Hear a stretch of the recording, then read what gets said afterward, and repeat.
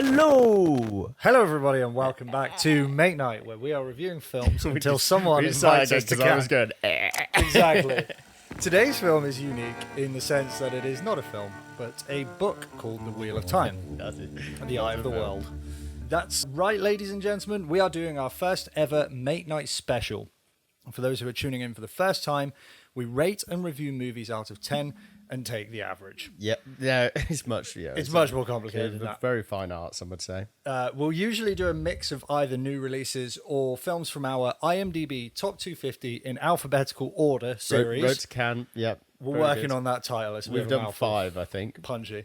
However, we're doing things a little differently because I started reading some fantasy. Yes, you have. Recently. You've been getting hot into it, haven't you? I was really enjoying it. Mm-hmm, yeah. Really enjoying it. So I pestered Fred to read one with me, so I had someone to talk to, and he suggested The Wheel of Time. Yes. Now, Freddie, why don't you illuminate us as to why? Ooh, very good. Ooh la la. Yes, so Jamie was trying to get me to read a book. We had a little bit of an issue in the fact that I was trying to finish Crime and Punishment, and so about 8 months later, we are now starting The Wheel of Time. That book is a punishment. Yeah, and you wanted fantasy, so my understanding of fantasy kind of caps out at, I've done 2.5 A Song of Ice and Fires, got a bit bored, loved Harry Potter. Big fan of HP. Lord of the Rings, I'll be honest, not the biggest fan of the books. Love the films though, and I have heard through kind of a series of sources that The Wheel of Time is this behemoth classic fantasy story, not really had an adaptation that means it's like famous to the masses, but I think if you're getting into fantasy, it's probably an interesting one to start. Well, don't know about interesting one to start with, but it's a behemoth. It's a behemoth in the field, and that's why I wanted us to give it a go. Yeah, Faye mentioned to one of her friends who reads a little bit that I'd picked up Wheel of Time, and she was like, "Oh, really? Really?" She was like, that. She said word for word. I say word for word. I don't know what it was exactly, but she said word for word. No, that's some proper fantasy. So that's some serious shit. Something like that. Yeah, that is some fucking serious shit. This is third hand. So I don't know why I said word for word. Verbatim, she said, "Fuck me, those boys are crazy." God, they must be fucking cool, those guys. So so we decided to go with this one. So there are 14 books and a prequel. Yeah, 15 total, I think. We started with the first. We started with the first. Started first. Unlike, our alphabetical order IMDb series, where we went from numbers to A to The Handmaiden and then back to A. Yeah. But anyway, back to the point. So we started on those. My background, very, very limited as well. I've literally just started reading these. Harry Potter, obviously, absolute belter. Name of the Wind.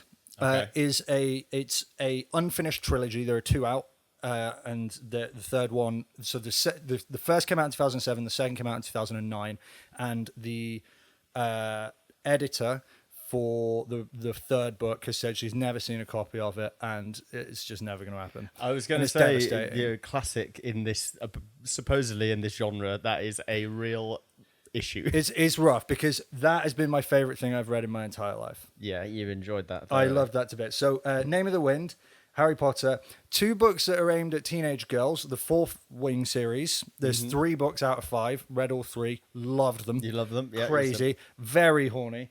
As in the book. A Court of Thorns and Roses.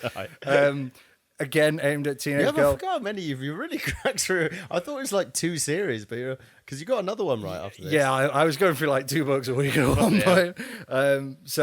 Court of Thorns and Roses. There were like 8 of those out. I've just read the first one. I thought it was okay, but there's I'm told it gets better and better and better. And then the final one, Mistborn. Yes. So this is a trilogy. It's not, the trilogy isn't called Mistborn, but it's Mistborn. Now this was written by a guy called Brandon Sanderson. Yes. For those who don't know, of the 15 books that have been released, that's of the Wheel of Time. Beg your pardon, yeah, good point. So Wheel of Time, there's been 15 books. Around book 11, 12, something like that, the writer Robert Jordan passes away.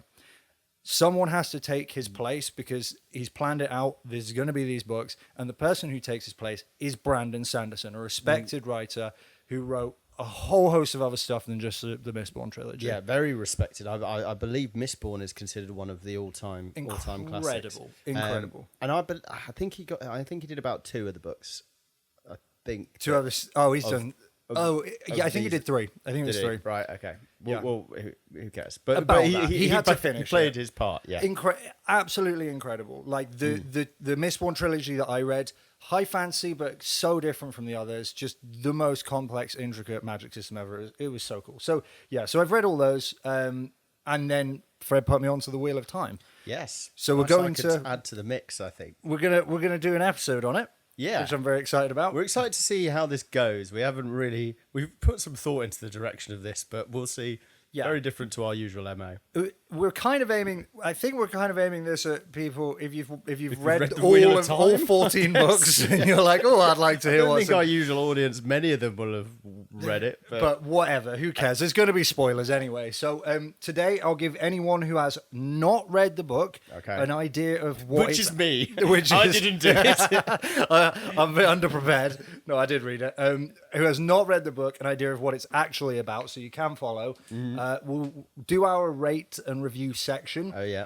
We'll try and figure out the Make Night Machine equivalent, and then we're going to finish off by making some predictions. There are 14 books ahead of us. There's 13 ahead and 1 behind. We'll work out whether it's, whether we've got any grand ideas about what's going to happen. Will we do all 15? We'll probably find out by the end of this episode. We'll just fucking ballpark an idea. I'm not going to say which book I think is going to happen. I think it's quite easy to find out if the predictions we make are true, even if we don't read the books these days. So, well, who knows? Maybe we will. Maybe we won't read the books. Maybe we will. Should we go into the background? Yeah, go on. I'm interested to hear your background. So, the background. No! For our Make Night fans who've never heard of this. Yes. The Eye of the World. That's the name of the first one. The first of 14 books in a series called The Wheel of Time. It takes place in your standard high fantasy world with whispers of a kind of magic and legends of strange creatures. We are introduced to Rand al'Thor, our main character, helping prepare for the secluded village's annual party, thinking about a pretty girl and an entertainer who is rumored to be there this year. However, on the long journey to the village, Rand sees a black cloaked figure that sends shivers down his spine before disappearing into thin air. He discovers that the only other 2 people in the village to see this figure are his 2 best friends, Perrin, the quiet, gruff blacksmith's apprentice, and Matt, the class clown. Very much a dreamboat. The things continue to become more unusual when an ethereal, gracious woman named Moraine enters the town with her companion, a steely, handsome, armored man named Lan. He hasn't got to any of the difficult names yet, but we'll be interested to see. I just completely skipped them. The new visitors are kind to the people, but they're not very forthcoming about their unusual presence. And as the day draws to a close, Rand and his father head home. As the 2 begin locking up for the night, the door is smashed in by a horde of 10-foot tall kind of goat men, soldier things. They're pretty much orcs. Pretty much orcs, but they're goatish. Yeah. And they're led by the black cloaked figure, I think, if I remember rightly, he was there. Rand and his father narrowly escape, and Rand is left to drag his father all the way back to the village in search of help. As he finally arrives, delirious from exhaustion, he finds that the village had also been raided by the same figures.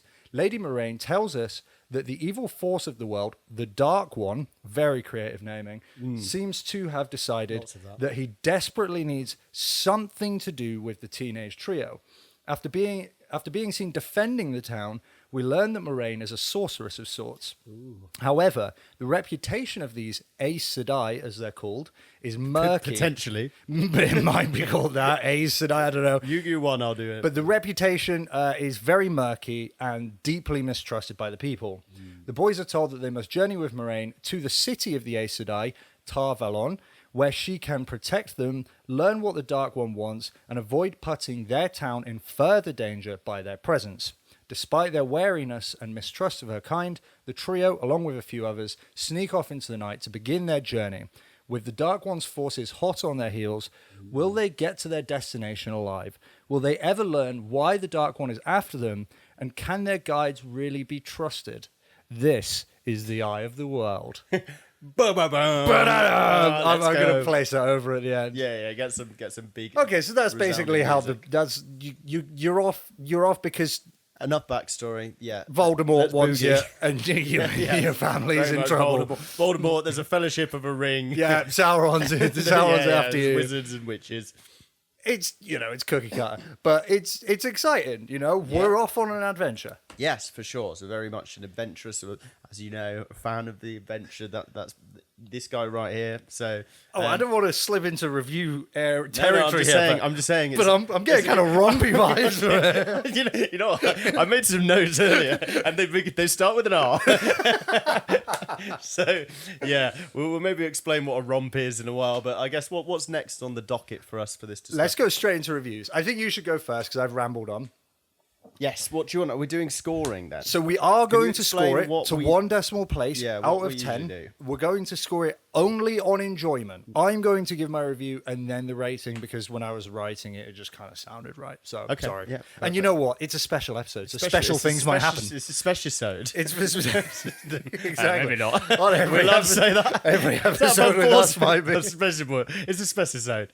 The Eye of the World. Maybe a romp, but it's definitely a book. 3, 2, 1. 8.3. Ooh la la. Yeah. Okay. Yes. Let's hear the review then. What did you think? Did I like it? Yes. Good review. That is what you come to Mate Night for. Thanks, everyone. You know what? A big indicator of that is that I'm already on the third book. No! What? I've been avoiding reading. Yeah, I didn't quite realise we were avoiding it until you said that. I was no. like, because I didn't know if we'd continue doing this, and I was like, well, I've read this one in like 2 weeks or something. Okay, you're going to have to stop and let me catch up. Oh, that's tough. Sorry. Start another series whilst you wait. What if I finish the third book and then because then we How can many catch- percent are you through? I'm a good chunk. No, I want a number, even if it's ballpark. 20%. Oh, I don't know if that's enough to justify finishing the book. Did you hear me right? I said 65. Shut it. We've recorded it, so I'll go back and listen. So, well, you can't stop me from reading a book. God damn it. But yes, I felt a lot like a romp by my metric. And for anyone unfamiliar, this is a kind of phrase that we use is coined for a specific genre of film, which is a story that often involves traveling. Yeah, I think so. There's hijinks along the way, a diverse set of characters, potential for kind of adventure, outside of the ordinary, Yeah. perhaps the spectacular, perhaps the paranormal in some capacity. It really could be just an adventure story, but Yeah, and we have slightly different. So, like, I would consider the Grand Budapest Hotel a bit of a romp. I think there's something about it being neatly tied together that makes something a big romp. one. That's a big one. Yeah. I was trying to work out if there's any other key differentiators, like an undercurrent of seediness, which there definitely is in the Grand Budapest Hotel. There definitely is in this book. But then you've got something like The Princess Bride, which is pretty far from seedy, but pretty all in the romp. So I think still to be determined. I know how a romp makes me feel. Yes. It makes me feel like Eye of the World. You'll know when you see a romp. You'll feel it. You can feel it. You'll feel the romp It's this inside you. guttural feeling below your left abdomen. So, expansive world building in this. Yeah, I really just had a great time learning about the characters. I loved the setting. Yeah, I probably got a couple of marks down for being a bit stereotypical in terms of a fantasy novel. There's obviously the influence of Lord of the Rings. The ending it kind of came together quite quickly. And outside of that, though, I had a really, really good time. I rate that. Yeah, I think I agree with pretty much all of that. Yeah. Yeah, and I've obviously enjoyed it a lot. I really finished the book and then was like, Mate, this the is next one's starting. This is literally what I mean, right? So I've also spent most of my life just reading kind of like the pretentious stuff. And then I started reading fun stuff. Like, I'll read stuff I enjoy. And then you just go through like thousands of pages like it's nothing. Just stopping books that you're not enjoying. Just don't read them. We didn't really go into my kind of my heritage, my reading acumen, but I'd consider myself an intermediate lifetime reader. But that intermediacy is very much grounded in the classics. Massively, yeah. There aren't many that I've enjoyed at all. I'm with you on that. It's more just like, I got to finish this classic, so I've said I've read this classic. Like Crime and Punishment was a slog for me. I understand that for some people, like, getting into the weeds of someone's psychology is really interesting. But it genuinely did take me 8 months. Yeah. I don't want to be reading a book for 8 months. It's not as interesting as Wizards. Yeah, it's not as interesting as Wizards and horniness and fighting and dark and dragons ones. and shit. Like, that is the exciting stuff. Yeah, exactly. So I think that this one really speaks to me as a boy who never grew up, you know. Yeah, it's not boring. No, it's not. It really wasn't boring at all. What about you? Hit me with your... I actually agreed with most of what you said. I think the one thing I haven't I'll read my review in a section. I didn't mention what you said about, there was a kind of like simplicity and sort of almost clichéness about elements of it. I was able to kind of look past it in this one, even though I'm usually really quite harsh on that kind of thing. I don't know why. I just was like, you know what, it's fine. It kind of felt like I bundled it all together as all of the kind of little nitpicky problems that I had with it, is it being like, well, it still kind of feels like it's a bit of a teen book, a little bit. And so, like, there are just things like that where you'll always just kind of find it in a book that's aimed at like 17 to 18-year-olds or something. Do you know what I mean? It's like, it wasn't really desperately trying to push the boundaries of every element that it touched.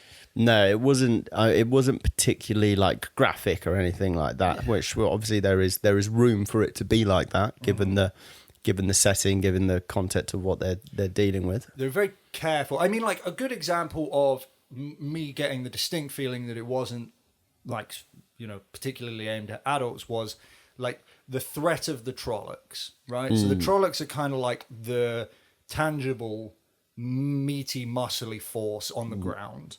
Yes, and a few hunks. There was like, okay, so yeah, they weren't really dangerous at all at any point, but also they were kind of comical in the way that they were running with like hooks, like they had like long poles with like hooks on the ends of them and shit, and it was just like, yeah, oh, come on, like. One thing I've realised, it may be a problem if we start dabbling in literature reviews, is that my comprehension of detail is terrible. Okay. Because I just start reading it and I really just start thinking, how do I feel about this? More so than, but no, it's not. It's an excuse. It's not like it's not deep at all. I should be trying a bit harder to visualise things. Yeah. Which I'm not. I'm more just feeling the emotions of, the character did this. This. And this book did a bloody good job of that. That is a classic defining thing of a romp. That is like, it's classic rompy behaviour. Who cares about details? Who cares about integrity? But he is very detail oriented. He is, and that is. I mean, I tell you what. I'll just go into review. Go on, there are two things. Review.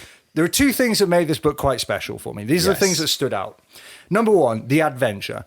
Yeah. It had exhaustion, desperation, hope, all the good stuff. We found cursed treasure.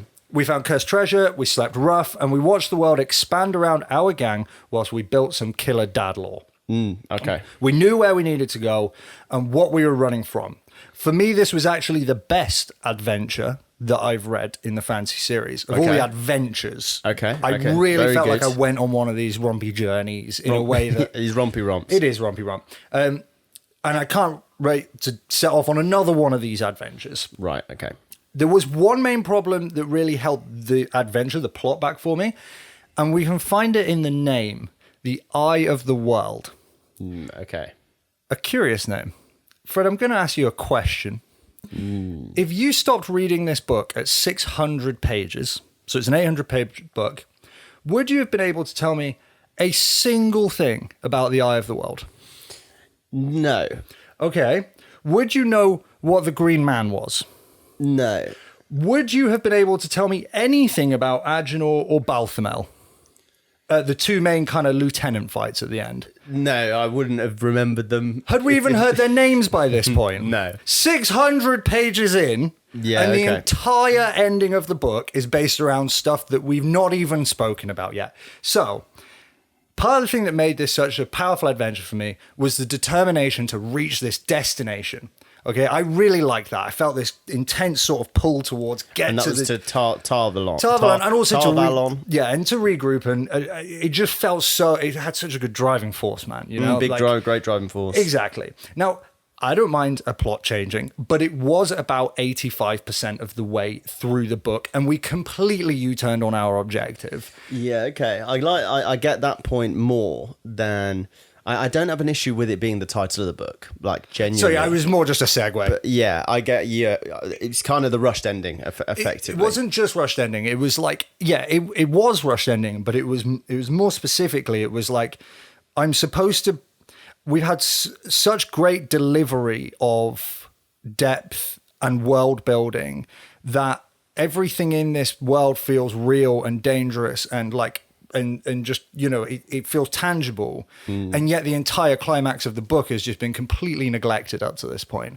And so, like I say, I don't mind it. I think Agenor and Balthamel probably are great guys and probably really cool. Blokes, and probably really cool bad guys as well. And I'm sure the Eye of the World is very important. I just didn't know anything about them. And so, like, the climax and the momentum of the story really kind of just faltered right near the end. And that was during an otherwise like outstanding, like really neatly put together adventure for me. Yeah, okay, I see. There is a silver lining, and this is the number 2 point for it. Because the other thing that made the book special for me was the depth. I could feel the distance between Edmonds Field, where we started, Baerlon, where we crossed the river, Whitebridge, where we were ushered along quickly, and Camelin, where, you know, we regrouped in the end. Spoilers. I could tell you what the people were like in these places and the way the buildings looked. And I watched 3 lads become complicated men. I watched 2 girls become warriors. And I watched Lan, our boy, become some forgotten king. Yeah. Shout out to Lan for being an absolute hunk. And by far my favourite character. Yeah. The nice thing about this depth is that I can take it with me to the next book, and it will just keep compounding with each installment. The reason that it's a silver lining is because the almost completely random ending left most of the character mysteries completely unattended. Overall, The Eye of the World is one of the best adventures I've read, with massive depth to the world and characters. I'm really optimistic that the following books bring all the best bits and leave behind some of the mistakes. 7.9. 7.9. Yep. Okay. Good. And I do think very, very warranted. Given, yeah, I didn't put as much thought into how rushed it went at the end because, it's very exciting realizing who the chosen one is. Even though we all suspect it's going to end up being Rand because he's borne the brunt of the kind of perspective so far. Still, when you kind of find out. Oh, yeah, it is him. Great. Shit's about to go It's down. euphoric. It's such a good... How did he make such a good ending with so little build-up? Because I don't know. He could have put so much more effort in just to even give the two... What are their names? The two... Agenor and Balthamel. And they are the unsomething. Do you remember what they're called? The unforgiven, the unsomething like that. I think that could be it, yeah. It is something like that. So those they're like guys... the lieutenants. They're like the... they're the captains. They're the captains. They're the captains, that's it. Yeah. They're like the bleach captains, but the dark one's top... He's the general. Men, yes. Which also is like, he's dead. And what? That was so awesome. I was like, it's going to be 14 books before we see this guy dead. Yeah. I mean, maybe he's not dead, but like, damn, we just got killed, yeah. We had quite a good success story in the end there. Yeah, the next 14 books of the series are just Rand becoming a farmer. It's just Rand tending a field. Rand going home and finding out that his dad's not his dad. So, yeah, I do think that was very much warranted. In terms of the story then, 7.9, fair enough. How much did you want to read the next book? Quite a lot, but I always want to read the book a hell of a lot. Yeah. And I think that for me, like if you pictured the enjoyment of this book as a kind of graph, it started off relatively low as I was in the kind of mourning period of the last book that I was absorbed you in. said, yeah, you did mention. And then it curved up and up and up and gained more depth and more momentum and more awesomeness. And then it just absolutely plummeted when they decided to go in the other direction. And so, like, then when I got to the end of the book, I was like, oh, I can't wait for the next one. But it just had a little bite taken out of it by that point. I get the sense with this series in particular, like, I've watched, so Daniel Green is one of the YouTubers I watch who's in the fantasy space who kind of got me onto this. He's a big kind of proponent of this series. I think it's potentially his favorite. And I get the sense that it's a lot of people's favorite series, a lot of fantasy heads' favorite, partially because they just spend so much time in it. Got some very interesting things that aren't spoilers for what happens in the story, but are kind of contextual information about the wider story. Sorry, definitely not going to kind of take some of the enjoyment out of reading it, or maybe we'll leave it. We'll leave it. We'll try, and I'll tell you in 2 years when we finish this what it was. No one's getting a film review for the next 2 months because we're going to read all 14 books. There is no way. What is it? 850 pages each. It's the longest series. I found a Kindle download of the whole series, and it was over 15,000 pages. Yeah. So some of them have got to be over 1,000 because we're at 800 on this one. So, yeah. Oh my God. Yeah. So some of them have got to be really long. Okay. So maybe it's just a lot of glossary. But this is the thing is, how fast can you finish these books, even the long ones, when they're good? Yeah. If I've got time, you can rattle through them, and much more than other books of that length which you're not enjoying. Like you're spending your time reading them. Yeah, okay. So I'll hold fire on some of the things, the information gathering I've got, because it'll be interesting when we get to those certain bits where what we think. But I do get the sense that people really just invest in this because it's kind of like it'll take them a long amount of time. Like they'll be spending a lot of time. Thing about spending a lot of time more with this than other fantasy series. Yeah. And also a big thing is that it was complete, which is not the most common occurrence. Game of Thrones or Song of Ice and Fire, which is Name of the Wind. yeah. It just keeps happening, doesn't it? So one thing I wanted to ask you actually. So which was the most recent one you read? Name of the Wind. Name of the Wind. Yeah. And what would you give? So 2 books in that. The third's not happening. Yeah. Which was your favourite book of the 2? Probably the second one. And what would you give that out of 10? Enjoyment, yeah. Like 9.8. Yeah. Okay. Yeah. Right. Okay. Like I honestly, I will probably read that book every year forever now. Wow. Okay. Yeah. And I want to be clear actually on something. Every film I've ever watched that I've loved, every book I've ever read that I've loved, I've tried to get other people to participate, to watch it or to read. I'm not trying. Nobody read it. Don't. I don't care. Just like, because that's how you do it. Then now I want to read it. That's how you get people. It's playing hard to get. The thing is, when you tell people to read or watch or whatever, it's never the reaction you want it to be. Yeah. And so it's just like you just end up disappointed. And like, also, I loved it anyway. So, but this is a review of Wheel of Time anyway. So yeah. Okay. But it's also an intro into our fantasy. Into our exploration into fantasy. Ooh. So, all right. I'm. We've both kind of given our thoughts on this. What else did you want us to go through? I mean, we had predictions. Was there another thing? Predictions was the only thing. The only other one thing that I thought would be worth mentioning to make sure we keep it positive was just Lan as a character. Yeah, Lan the man. God. What do you think of him? I mean, you've read second book now, which is, I'll just keep my thoughts to Eye of the World. Right. If anybody is listening to this, right, if you watch a series with somebody and then you go separate ways and they watch a season without you. I definitely didn't sign any papers. I didn't. No one ever signs any papers. Nothing legally binding. No, I didn't actually think I didn't know if we were doing all of them or if we were just doing the first as an interesting thing. Furious. Anyway, Lan, from the eye of the world only. Yeah, well, I knew you'd like him because you love your stoic, stoic, What a man. hard-nosed, cold-faced, dusty elbowed gents, and so I think when we got a little like a little whisper in the direction of something more when Moraine says something about for the Seven Towers or something. Oh yeah, Lord and King of the Seven Towers. Yeah, do it for your whatever. You're like, oh, what's that? What's going on? He with didn't look Lan? like he was going to have depth in him for the first like 60% of the book, did he? And then they just started layering it, and you were like, ooh. Well, I got the sense that we'll find out some more. It'll probably be some of my predictions. Is what I did like is that they did a good job of like, because it's such a long book, you do feel when you find out that Lan is, quite an esteemed lord, basically a prince.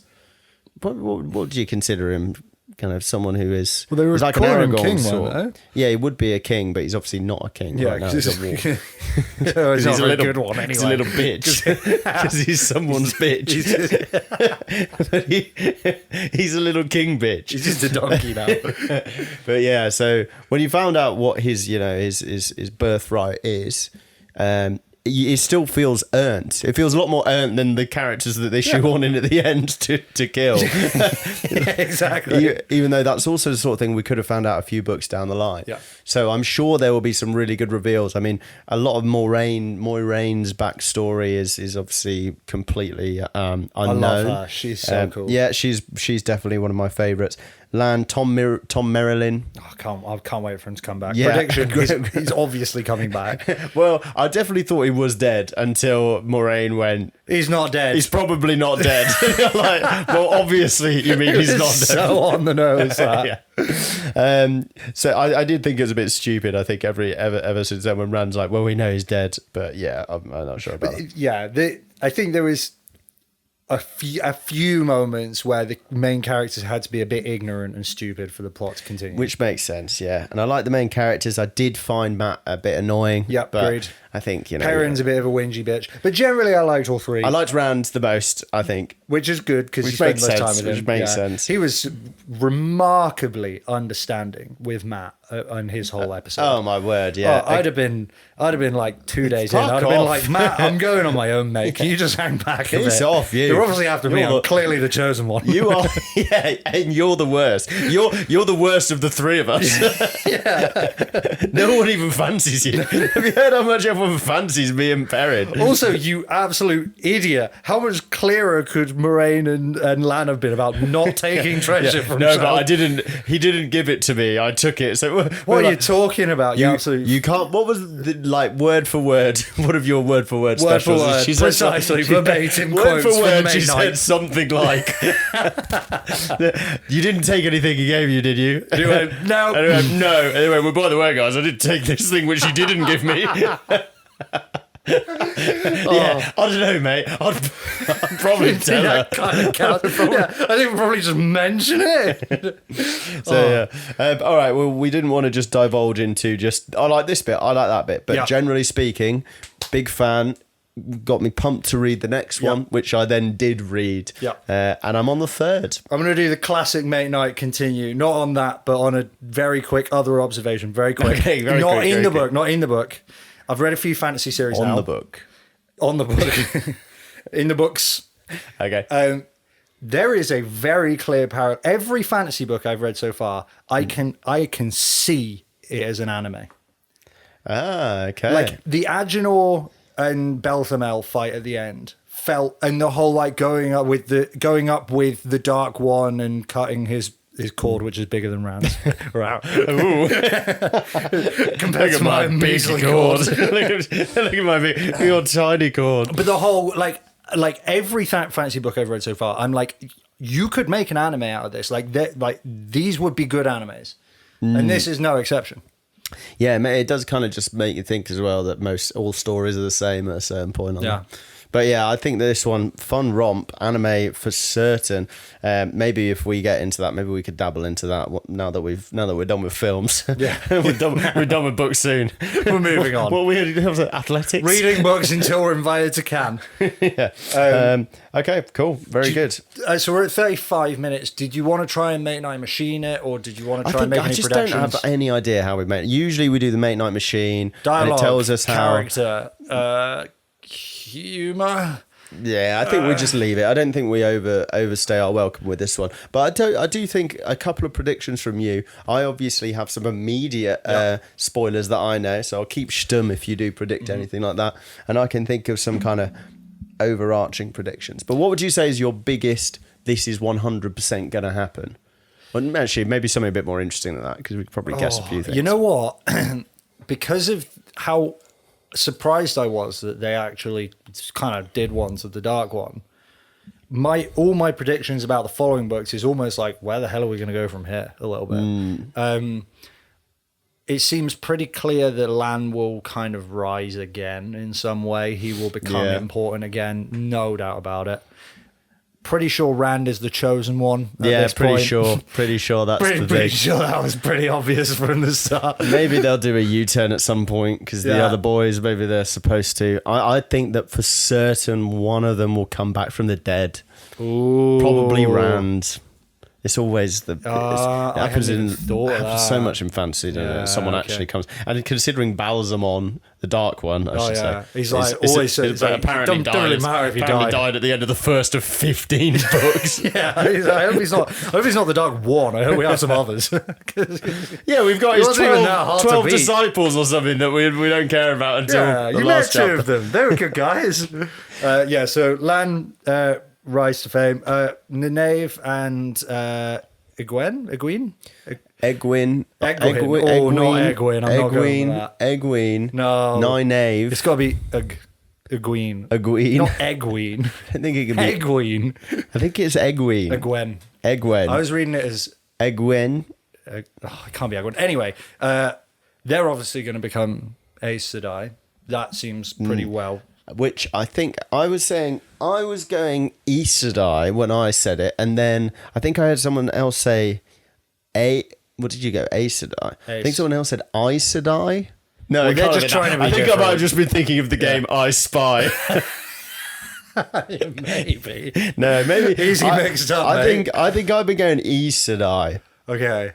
So is this our section on how to pronounce all the random shit? I was thinking maybe we do one of those. I was just typing in Eye of the World, weird things to pronounce. Well, because I just kind of skimmed past Balsamon as well. What's that? Balsamon, I remember that. I heard someone say that. So I think Balsamon. I never heard anybody say any of them, so I've got like a bit of a Hermione sort of situation.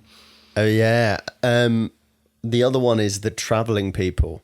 I was listening to a review of this on the way up, and I heard Daniel Green say the name, and I was like, I did not read it that way. So remind me just roughly how it's spelled. Like Thanakunen or something. I'll have just skipped past that word.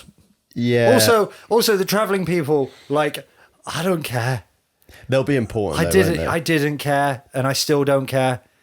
What are they even called? I'm quite excited to find out where Perrin's story leads, actually. Yes, actually, Perrin's will be interesting. I'm interested to see how they make Matt less of a whiny bitch. Yeah, I'm with you on that.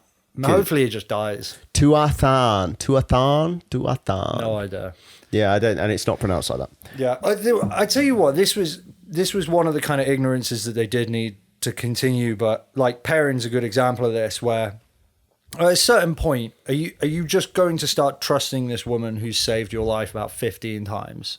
And just tell her that you've stolen this dagger, or that you're like, all right, you can talk to wolves. All right, chill out, mate. Fucking hell. Well, I think they all know. So they've all been brought up with kind of stories about them. He said that. Yeah. But like, come on. Come on. Well, I think their lives are at risk. Yeah, I think they trust her as much as they expect that she'll try and keep them alive. But beyond that, they are under the assumption that they're just pawns in her game somehow. But yeah, and so they're not going to tell her But who when cares? like stuff goes seriously wrong, or like you got this all-knowing witch in your group, and you become a wolf, and it really concerns you, but you won't speak to her about it. Like, come on, man. Yeah, okay, a bit silly, but all right, we've got to wrap this up. So I guess as someone who's read the second book, what are you most excited for next up? Probably just to see where Rand's like Rand's immediate story future goes. lies. Yeah. I'd quite like to see that. Yeah, I'd say that and Lan. Rand Just and Lan. spend some time with Lan. Ran. I just hang out with him. Lan, thank you, man. Okay, cool. What a great way to end. So, I mean, for any actual Mainlight listeners, if you did stick through that one, maybe you're a Wheel of Time fan and you're thinking, whoa, what's going on here? Yeah. The crossover of the century. These guys have got so much value, and yeah, So maybe. These guys waffled a bit, but we'll stick till the end. So I think that we will probably go back to watching films for a while, but this may be something we come back to. I don't think we certainly don't put a pin in it, but we'll see. I'm always reading. You're always reading. I'm reading the rest of the series. So We'll be doing books and films from now on, ladies and gentlemen. books and films. All right. Well, we'll see if we can. We'll do crack on. Wheel of Time and films. We'll do Wheel of Time. I mean, it would be pretty crazy if we got through 15 books. Yeah. All right. Well, let's see how we get on with it. Thank you so much for tuning in. We will see you on the next one. Thank you as always. Goodbye. Cheers. Bye.